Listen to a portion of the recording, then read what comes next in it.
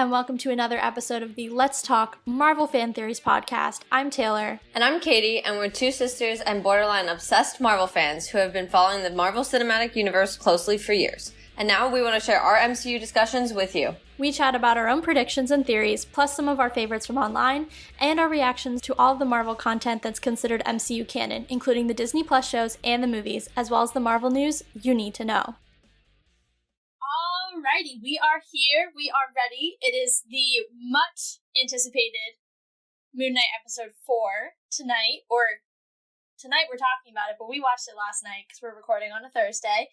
So, Katie, I know you have a list. Why don't you take it away with the first item on your list? Okay, and that's great because my list is in order, for the most part. So, my first thought was coming from, obviously we saw at the end of last episode, or the third episode, just to clarify, Khonshu being in prison. We saw him become a little statue. And then what I thought was really interesting was we continued that storyline at the very beginning of this one, and we saw something a little interesting, which was the fact that there are many, many gods imprisoned on a wall. Yeah, I mean, I know I've been talking for a couple weeks about how I had the theory that it was 9 minus 7 is 2, and it was Khonshu and Ami, like, that's why. And then that shot, in and of itself, totally blew up my theory, because there were way more than 2. Yeah. They were using a special word for it, and I can't remember. For, like, the statues? Yeah. Yeah, I don't remember what they were calling them. Either way, there were more than 2 statues, which was interesting. So, how many gods were initially there? Like, that looked like at least 5 to 10 that have been banished. Plus, we saw another 5 that are still active. So, it's like, there are at least 10 to 15 Egyptian gods, or there were at one point. Also, though, I just have to say, the gods that are still standing, like, who are they to just, like, decide that these other gods, like, cannot exist? I'm really glad you said that. In my notes I have written upon, this is how my note is written. Many gods imprisoned, period. What gives the other gods the rights? Question mark. And I thought the same thing, because at first I was like, oh, well, you know, if this is, like, supposed to be the council or whatever, but then I was, like, thinking about even what you were saying with Khonshu and Ammit, and I was like, if these were the other 2 of the 9, for, say, what gives them the authority to do it to other council members? And then I also was like, but in general, what gives them the authority? And now I'm just going to throw this out here. I don't think I said it during this episode, but I will say the dude who, like, was kind of running the meeting, I think is sketch. The balding one? In the suit. Yeah, he looks like Mr. Finance Bro. But, like, in 10 years. Yeah. Maybe it's just because every movie I've ever seen has told me that a guy who looks like that in a suit is, like, suspicious and, like, going to screw over you with your taxes and do tax fraud. I don't know. You know who that reminds me of? That agent from Sitwell, Agent Sitwell. He gives me Sitwell vibes. Not because I think he's, like, undercover working for some other organization, but just because he's, like, mad shady and just shows up everywhere. But he has, like, power. Yeah, and I just thought it was weird. So I am going to at least throw that out there for a possible theory that he's, like, kind of weird and sketchy and might have ulterior motives. But I just thought it, in general, seeing all these gods in prison, I have to think, and this might get really deep about something we might never get confirmation about, but they talk a lot about how they, or at least the gods when they were on screen, talked a lot about how they had sworn really not to be that involved in the like, human life. They have their avatars and that's about it. They aren't supposed to interfere. And I almost wonder if that was a minority decision, and the minority's in power right now, and is essentially running the show, and anybody who breaks those rules and goes against what they want is getting imprisoned. I mean, that's totally fair. I was literally just about to ask before you started talking, like, what were the other gods' offenses? Like, we know Khonshu and Ammit's, and theirs were directly tied to being too involved with humanity and overstepping. Is that the same, what's the word I'm looking for? Is that the same line that the other gods also crossed, or was it something different? I'm really curious. Yeah, that's my best theory for that. And like I said, we might never get a confirmation for it, just because it might not be the most important thing going on in the show, but it definitely is semi-important enough that they showed it to us for us to have this knowledge. I have a feeling I'm going to call it now, I have a feeling in the process of Moon Knight, or not Moon Knight, well, Mark and Steven working to get Khonshu out, they unleash all the other gods.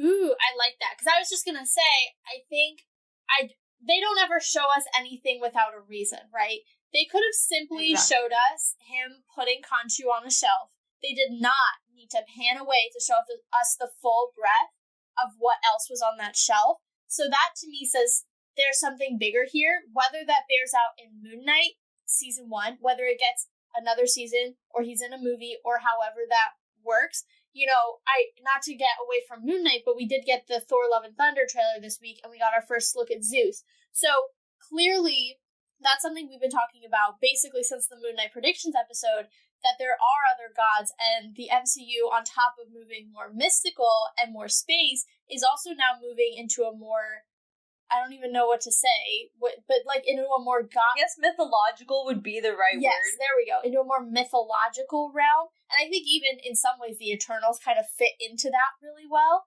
And so, to me, now that you're introducing the Greek gods and Zeus and Gore the God Butcher, as our friend had said to me on Twitter a couple weeks ago, it makes sense then that you're showing more and more gods in order to bring in that antagonist and make it really feel consequential. So, again, taking it all the way back to our friend whose handle unfortunately escapes me, but appreciate that because he or she, I'm not sure, was weeks ahead of that reveal because they were totally on.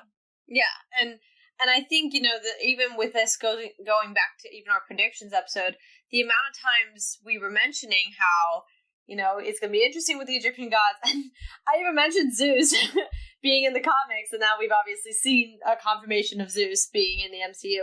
So, yeah, it's definitely interesting, and that's why I'm going to go with, to finish off this point and to reiterate, I'm going to go with them letting loose the other gods that are imprisoned, because it just feels like one of those things where the people in power are not necessarily making choices for the best of everyone, but making choices for what they believe is the best for everyone, which we know is not usually the same narrative.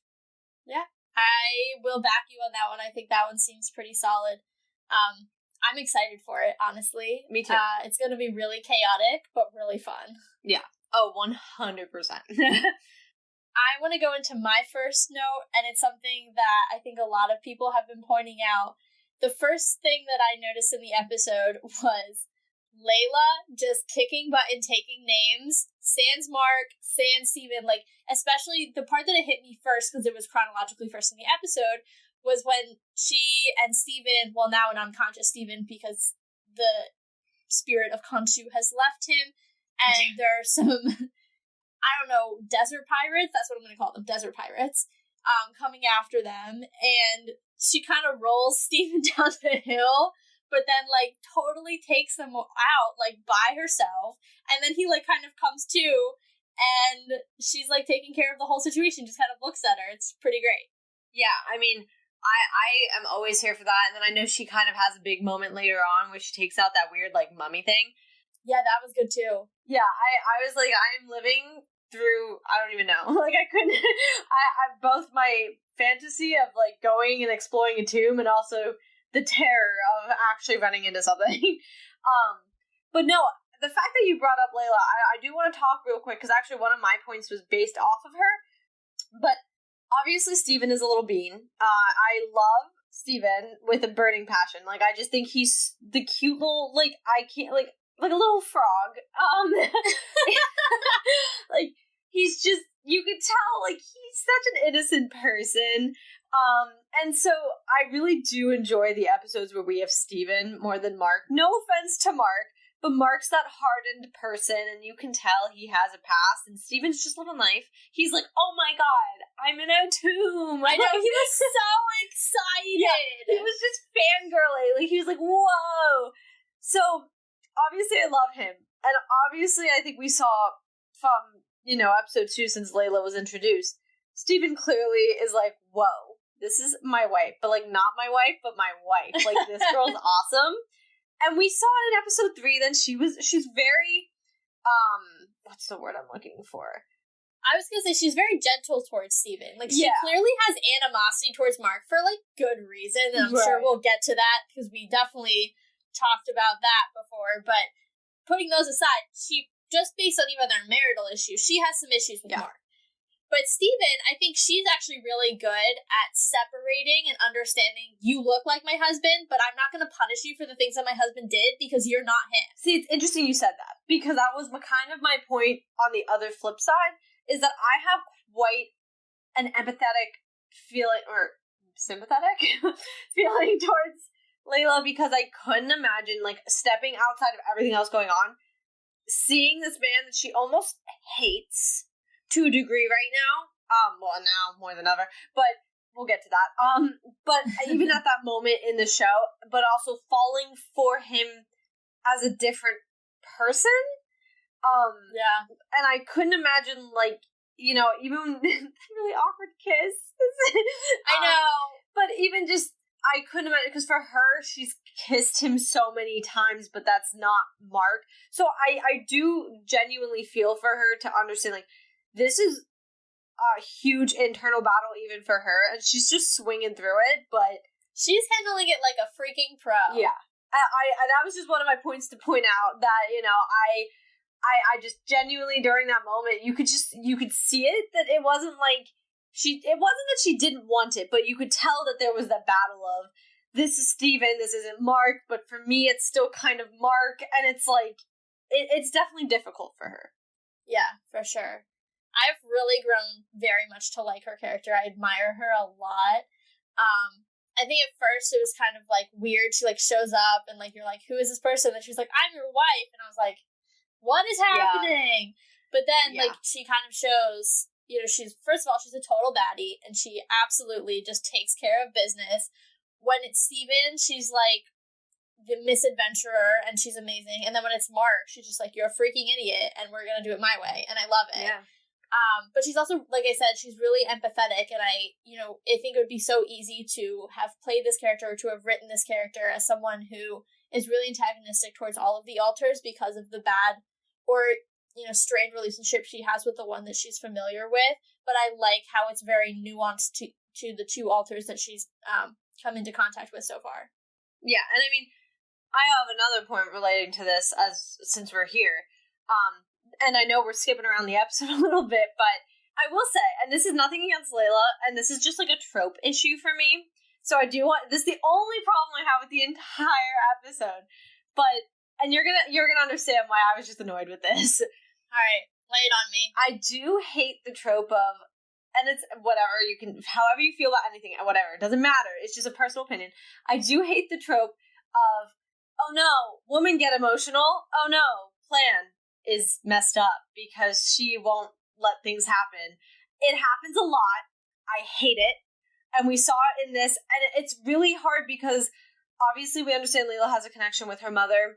Not her mother, her father. I mean, probably her mother, but her father. And it means a lot to her, but she also knew how important it was to get out of the tomb and everything, and they played the trope of, we're not leaving until you tell me what's going on, and then it was the whole, but we need to get going, and now they got in trouble, and now Mark got shot, so it was like... And I think, too, in this instance, it's almost against her character, because Layla has been so good at being logical, and granted, anybody in this situation, you find out your spouse is partially responsible for murdering your father, totally all bets are off. I am not discounting that at all. Yeah. Like most people, I don't have this experience. I've never lived through something like this, so I can't even tell you how I would react myself. Right. But up until this point, even when Layla was frustrated or upset with Mark, she was still able to get the job done. And granted, this is on a much larger scale, like I said,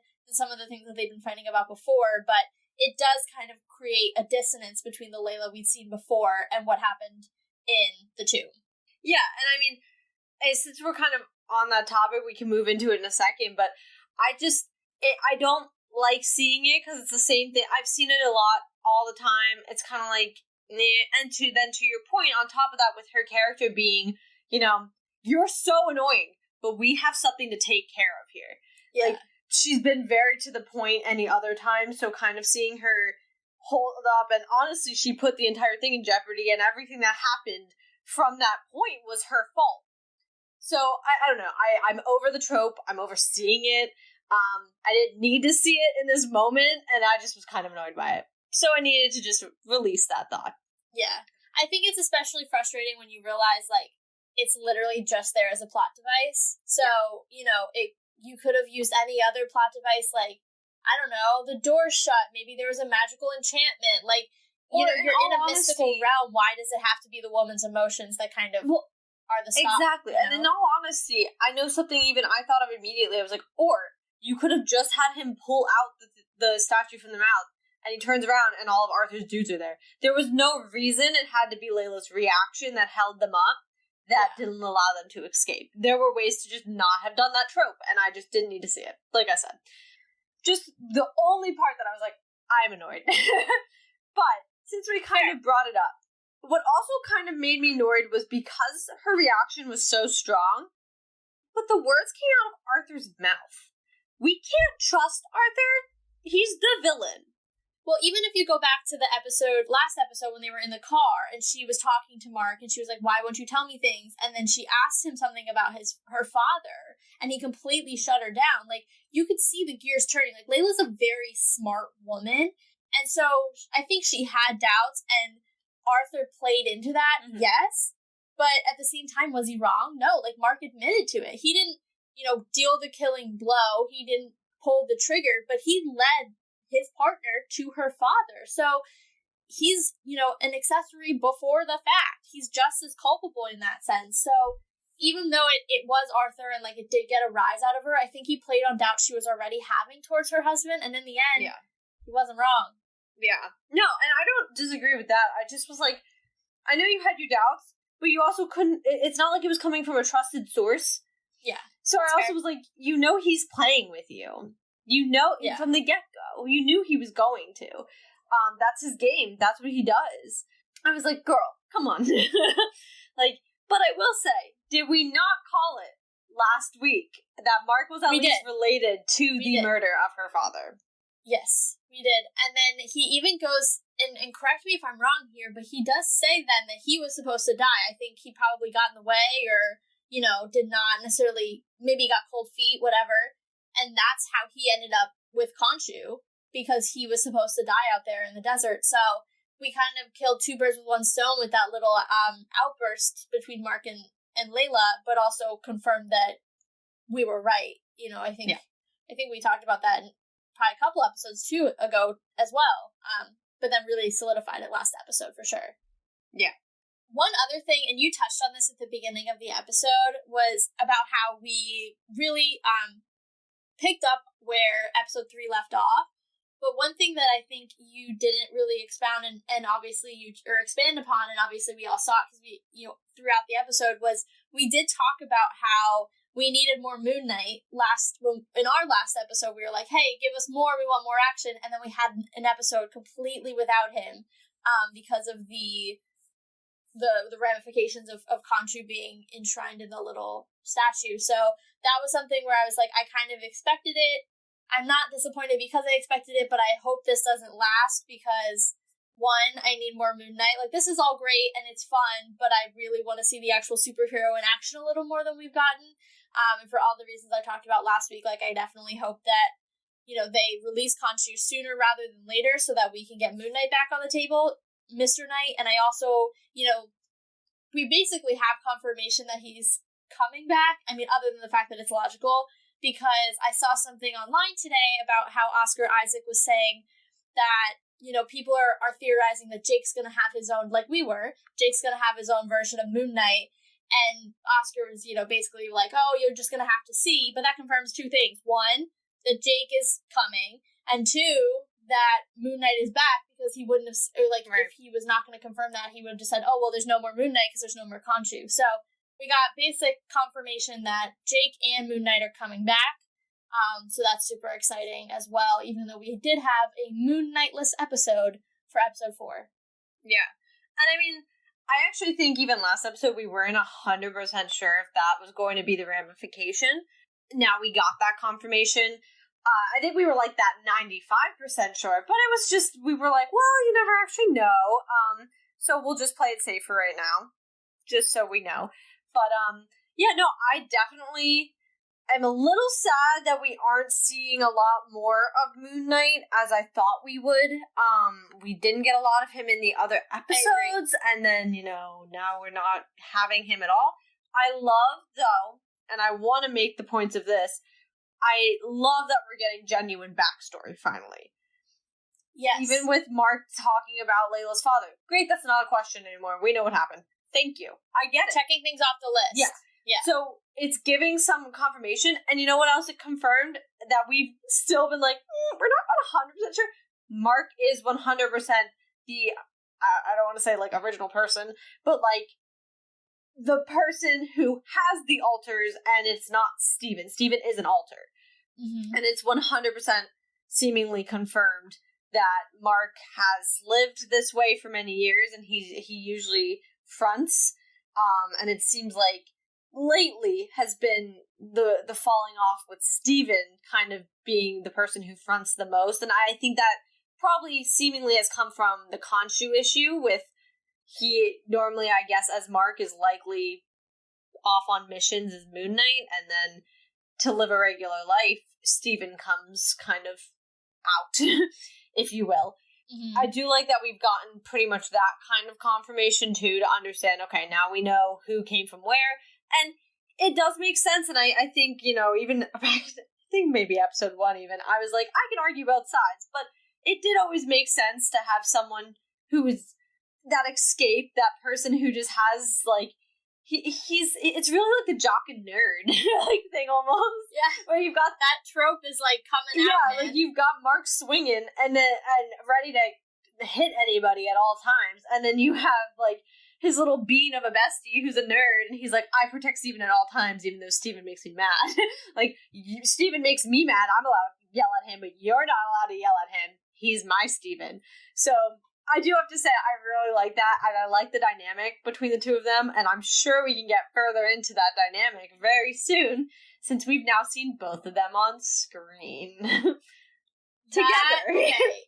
I have some thoughts about those last 10 minutes. They can all be summed up in one word, which is, what? We were all tripping. It's essentially where I got. I was like, what is going on? I don't understand. I think I would have understood more if Layla had done even like a little wink towards him to be like, I got you. But she didn't. So then I was like, oh, I'm even more confused. And then I was like, maybe we were imagining all this. Like, let's go with that thought. But then he ran into, or he got Steven out of the, like, sarcophagus. Well, was that a sarcophagus? I know our bestie Jake's in a sarcophagus. I was so hoping they wouldn't walk past that room. I was like, bring him out. Unleash the Jake. I guess I was like, once Steven came out, I was like, oh no, this is just now confusing. Like, I was trying to, like, rationalize, but then that happened, I was like, I can't rationalize. Yeah. I was reading an article yesterday after I finished the episode, and it was saying that I guess there's a comic panel in which this happens, so it's, like, pulled pretty closely from that panel, and the whole reason that they chose to go this way and the way that they directed it and all that stuff was because they wanted you to question reality and question whether or not everything we've seen up until this point is basically a figment of Mark's imagination, or whether that's the reality and this is just like him in some like, and I'm kind of paraphrasing here, / I don't remember exactly this part of the article, but like whether he's in some sort of like netherworld between the living and the dead because he was shot, you know? So their whole thing was like, we want to make people question like whether this whole show that they've gotten invested in, this whole storyline, is actually just like this very mentally ill man and like his fantasies and stuff. So I did exactly what the producers wanted me to. Great. I'm really glad. You fell right into it. Yeah, because I was like, I definitely thought it was like I said, I tried to rationalize a couple things, but then the things that I thought could happen to maybe kind of pull us back from that edge just never happened. And, then the hippo showed up. So then I was like... Yeah, so the hippo is a goddess. Yes, and I actually wanted to give a shout out, because I did tweet on our account that I couldn't explain the hippo because I couldn't. And someone who saw it, and I retweeted it so that other people could be informed about it. They go by the user @turns1701e. Did let me know it's I'm gonna butcher this, but it's Tawaret. I can't say the TAW. It's TAWARET, but my brain just can't function with that. But she is the Egyptian goddess of pregnancy and motherhood, and she is often depicted with the head of a hippo. So take that as you will. Like I said, big shout out to them for informing us on. Unfortunately, I'll do much better once Zeus is present with Greek stuff. But yeah, I can't explain why she would have appeared either. Yeah, what is she? Maternity and birth? Well, yeah, pregnancy and motherhood. So okay, so I was kind of close. Interesting. Where is the new life being formed? Is it Jake? But Jake's already been there. Yeah, I'm not sure. And I don't know, but I will say, and now this is me reaching into like a far abyss. that is like if you ever played Minecraft, you fell down it and died immediately because it was such a far drop. That's what I'm in right now. I will say Steven was on the phone with his mom the first few episodes, and she never seemed to actually be on the phone with him. That is the tie to motherhood I know we've gotten, so I wonder if there's something.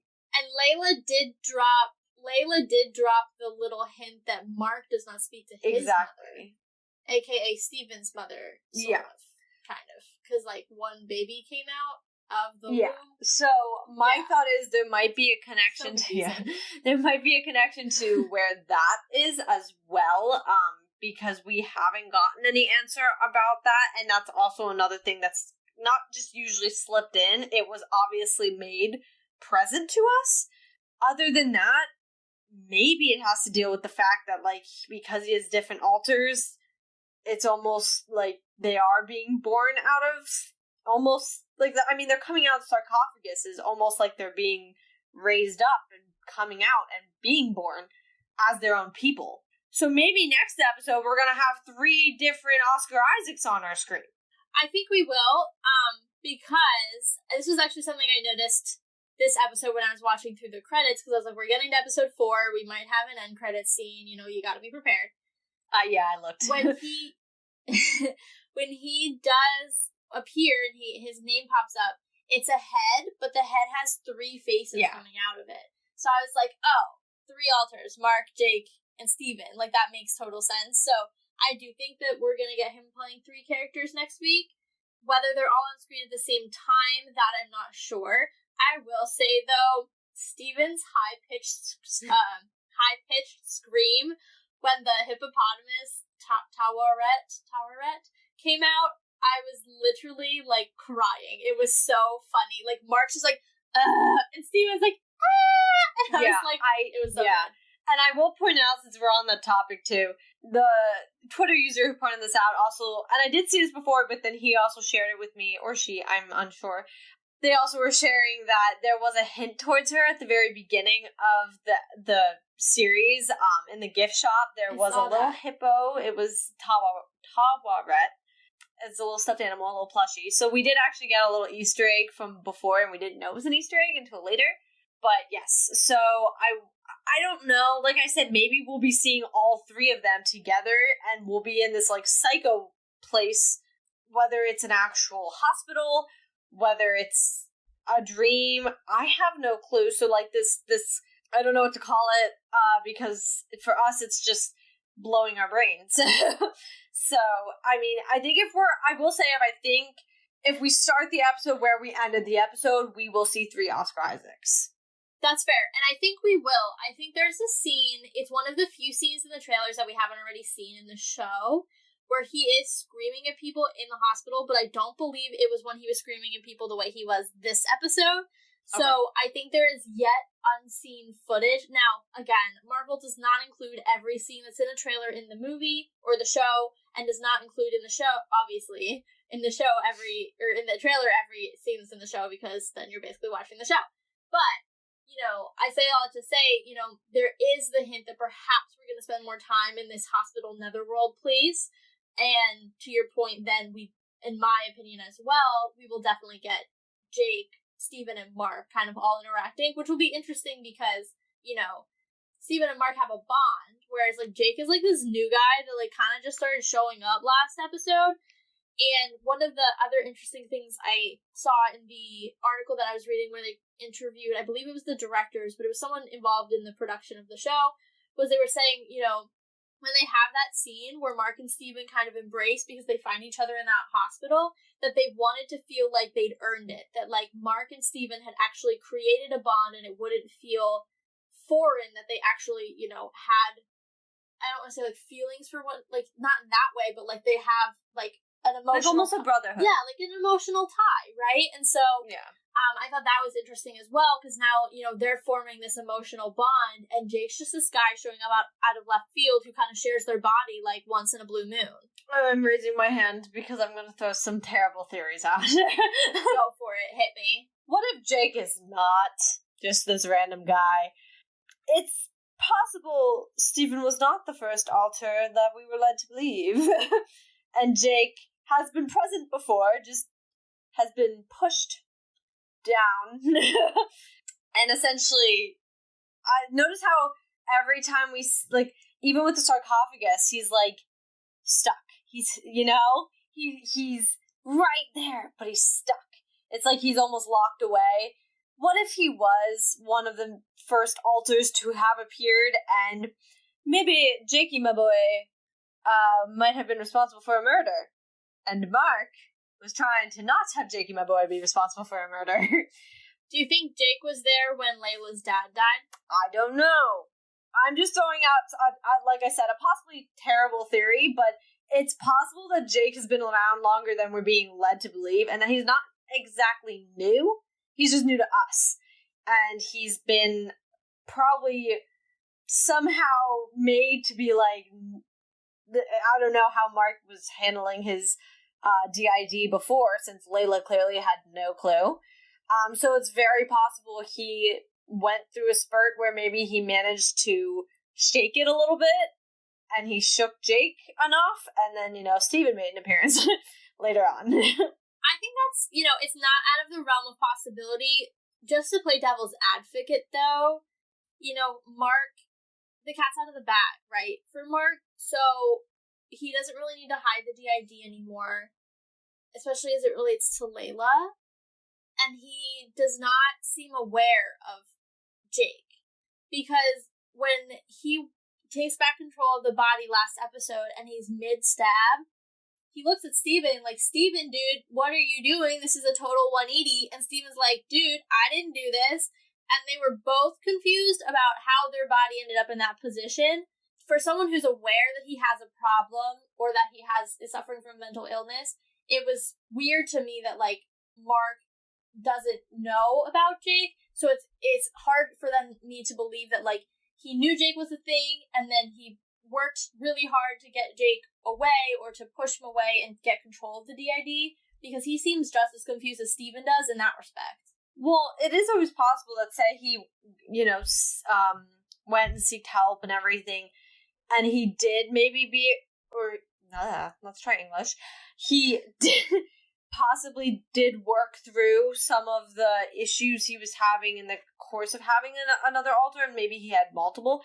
It's possible it's been so long since Jake's been present for him, because keep in mind, him and Layla were married for a while, and he murdered her father, English is hard, before they were together. So, and I know exactly why you just made that face, and we'll get there in a second, but, it's possible that because of what happened, he seeked help, and he was able to push through it. So, I mean, what did they say? They were married for 8 years or something?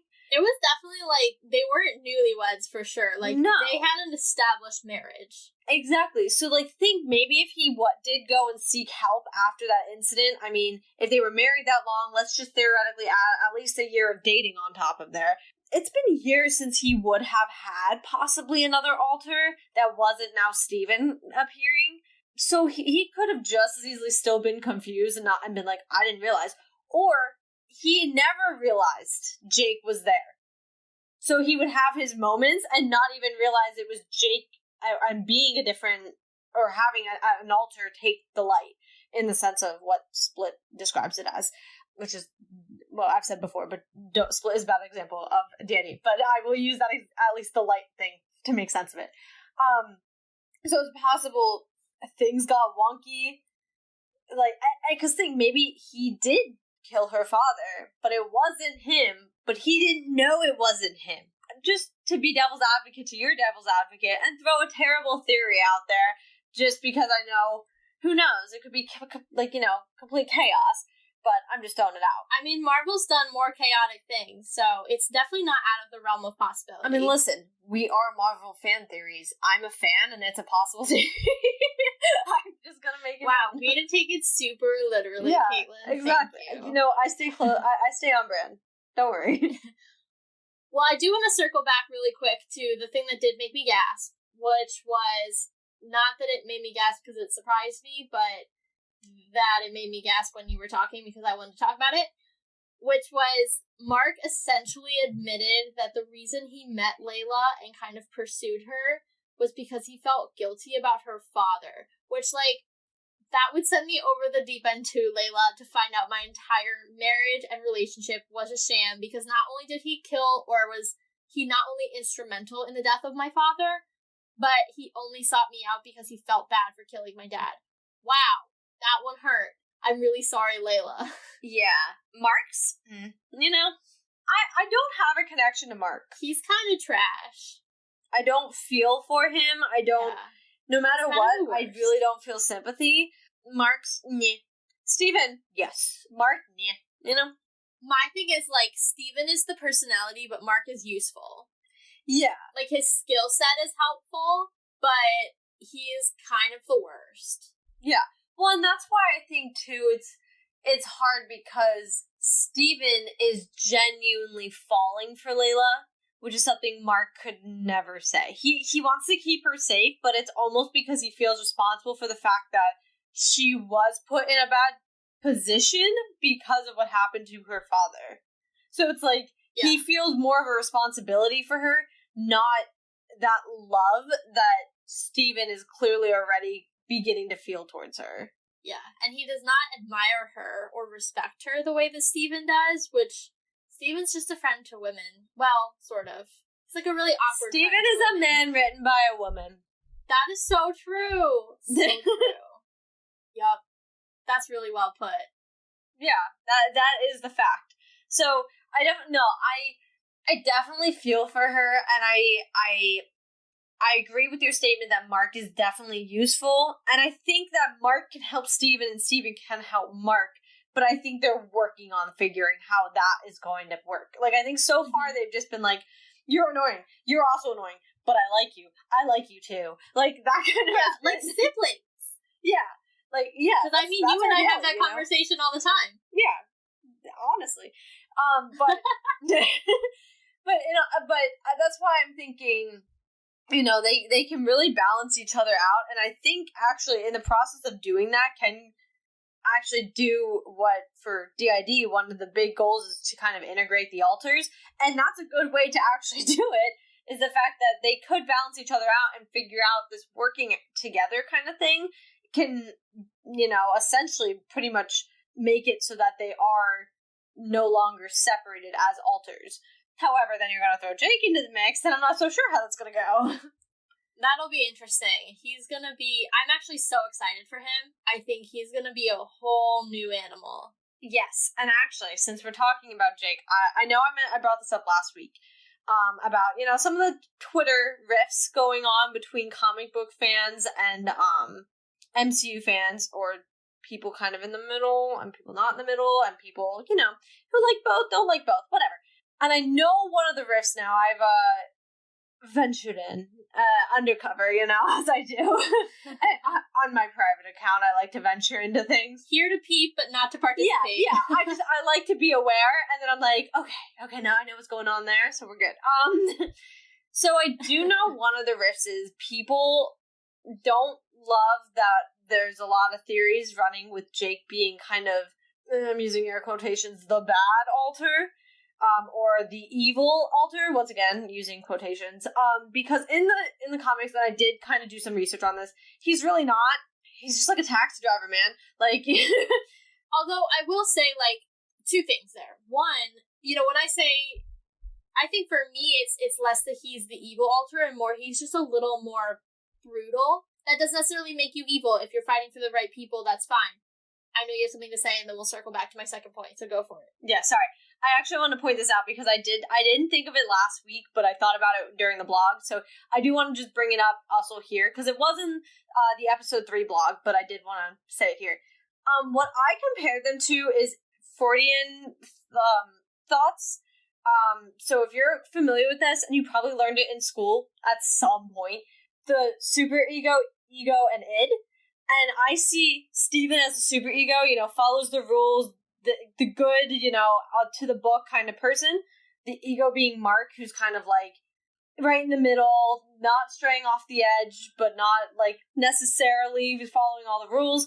And then the id being Jake. So not inherently that like he's bad, he's just giving into instinctual things. And that's kind of how I'm viewing them for right now. Obviously, we haven't met Jake.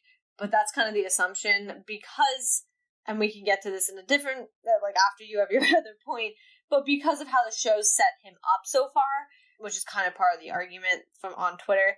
But just to maybe, if that helps visualize something, that's kind of how I've been looking at them, is that we have almost the 3 set up there in that way. Continue with your second point. First of all, I like that. That was really smart. So good on you for that one. Thank you. All right. Back to my point. I think the one other thing I wanted to say, and going back to what you mentioned about how Jake in the comics is actually just like a regular Joe Schmo taxi driver, I believe Steven in the comics is actually supposed to be super wealthy. And that's why Moon Knight often gets compared to Batman, because of Steven being alike to Bruce Wayne, and then obviously with their alter egos in the suits, clearly there's more personalities behind Steven than just, Bruce on his side. But so I did read somewhere that people were kind of theorizing that, and I don't know if it's confirmed or if it's just people talking, that they kind of changed up Steven a little bit to differentiate him from Batman, which then if you think about like what's going on in theaters or came on in theaters during, Moon Knight's run, makes a lot of sense. You definitely don't want to have 2 super rich guys in capes coming out at the same time. That's not really, I mean, obviously they're not fighting each other for box office because 2 different mediums, but I get that. So that's kind of one other thing I wanted to bring up, that like, it's not just Jake who is kind of different from his comic counterpart. The Steven we know and love is not a museum guy in the comics. He's a very wealthy man. So this wouldn't be the first time that one of the alters has departed from their comic book counterpart. Yeah, and honestly that drives right into that argument is, I did see, I've seen some heated arguments. I've seen some people who are comic book lovers who are defending some of the people who have the theories that Jake is kind of more of this bad guy, or bad in the sake of he just doesn't really hold himself back. And I don't remember who said it. It was, and it might be a compilation of like many people have said things along these lines, and I've kind of put it all together in my brain. But I do know a lot of people were also saying, in the episode, he has been hinted at to be this more violent version. The hints of him that we did get, especially in episode 3, he was brutally killing someone. And then Mark came through finishing the murder and was like, yo, what the heck? And Mark's a mercenary. Like, I'm supposed to be the only one who takes a life in this body. He's a mercenary, and he was like, yo, this is too far. What is going on? So I do think what we've gotten so far of Jake can give people that impression, and I think it's a fair impression. I know we even thought the same thing, because I understand loving comic books and all that, and I dabble within a lot of them, but not full storylines all the time because they can be confusing. I understand, but I also know the MCU kind of has to make its own way somehow, and I think if it followed comic books completely to everything, it would not be what it is today. I get both sides, I understand, but I will say, so far, the MCU's take on Jake does appear that he's going to be a little bit more of this raw kind of person who doesn't hold himself back from taking a life or doing what has to get done in a dirty way. We'll find out, obviously, when he makes his appearance, which I'm gonna assume has to be soon. We got 2 episodes left. But which is crazy. I know. Where did they go? I don't know. I don't know. I'm still gonna run with that take, and like I said, I compare it to kind of Ford's ideas, and Marvel takes their information from a lot of places, so maybe they're also maybe I'm right, and they're doing the exact same thing, and they were like, yeah, let's do this, this, and this. Let's make Steven this, and Jake this, and Mark this, and that makes sense, Yeah, I mean, honestly, there's so much on the table when it comes to Marvel, just, you can get some general ideas based on the comics, but at the end of the day, they're loosely based on the comics. Some things are panel for panel, and they'll go in there and say, we're going to recreate this specific panel. Like there were, not to bring in Thor again, but there's one image where he's looking at that really large beast that's literally a recreation of a panel. So not to say that they don't ever do that. They absolutely do. They do take generously from storylines, but at the same time, they'll as equally say, hey, I'm going to totally, take this away from what it was in the comics. And I think both of them are interesting, because you don't want to be a comic fan who knows exactly what's going to happen because you read the comic and you're like, oh, here it is, beat for beat. I think, a little bit surprise is not a bad thing, in my opinion. Well, and this is maybe a shameless plug for us, but keep in mind, theories are what runs, especially these shows. At the end of the day, what would WandaVision have been without the theories? Yeah.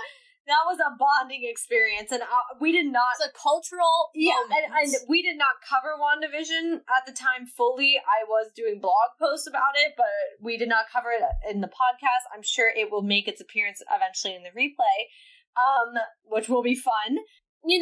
The theories kind of run the shows, especially because we are getting those weekly installments. There's a lot to talk about in between. So, some people have wild theories. I let a wild theory out earlier, just let them have it. It's not a confirmation until we see it happen on screen. If it doesn't happen, it doesn't happen.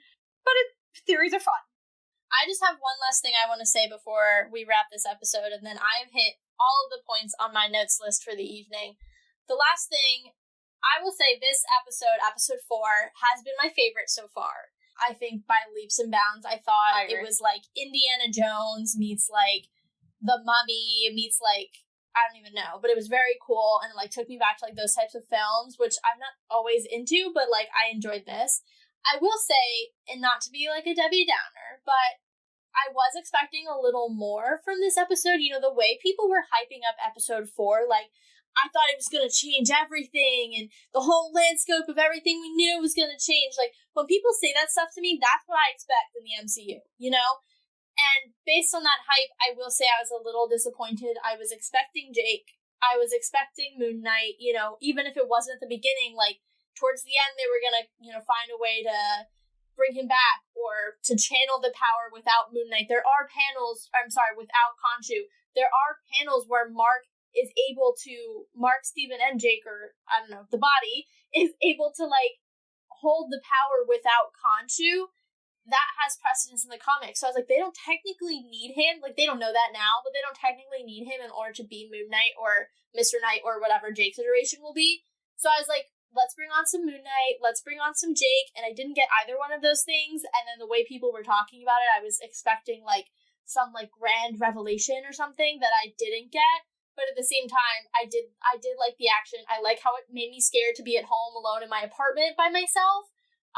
To watch it, I was like, ooh, this is scary. But I enjoyed that. So, favorite episode so far, but I still want a little more from it. Maybe we'll get that in 5 and 6. But that's basically my overall thoughts about how I felt about 4. I mean, personally, I was chilling with it. It was fine.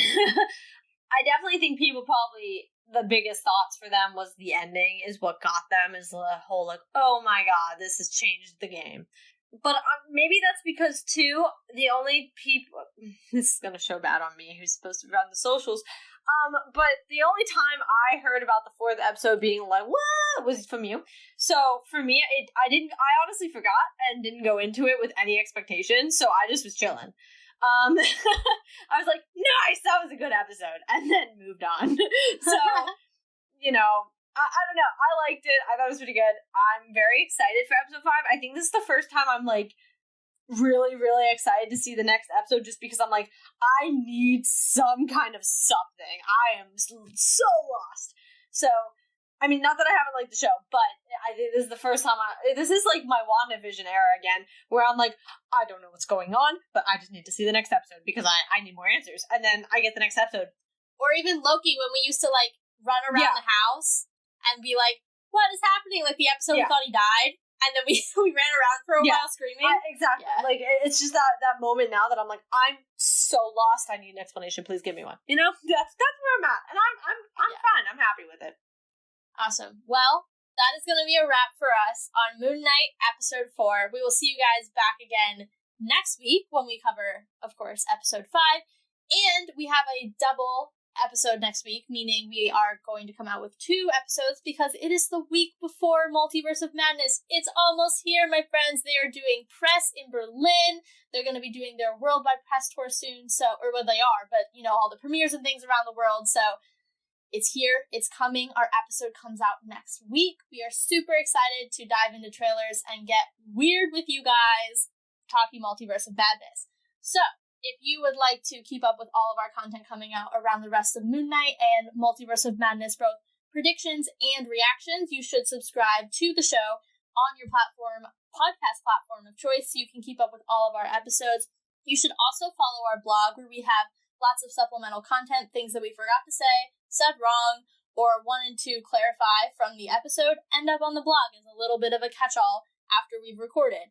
And last but not least, you should check out our Spotify page, which has playlists for all of the shows, as well as songs from the MCU, shows and movies that are available on Spotify. Yeah, and then, as I've already mentioned it, make sure to go follow the Twitter, Let's Talk MFT. Almost forgot the name of it. I don't know why. We are retweeting, we are tweeting, we are sharing all sorts of theories, thoughts, memes, everything, and if you can give us information, as I even pointed out earlier with one of the Twitter users that interacted with us, giving us some information about Miss Hippo, who we did not know who was what and couldn't give an explanation for, do it. I mean, you can get a shout out on the show as well, because it's super helpful for us, and it's super helpful to share it with other fans who might not know who or what or whatever is happening either. So definitely interact with us, follow us. All new episodes and blogs also go up there, so you can kind of get everything you need in one location. Super excited though. We are 4/6 of the way done with Moon Knight, and like Taylor said, MOM is right around the corner. So with all this content, don't forget, we have a lot coming out too, because Marvel just blew your mind, so let's talk about it.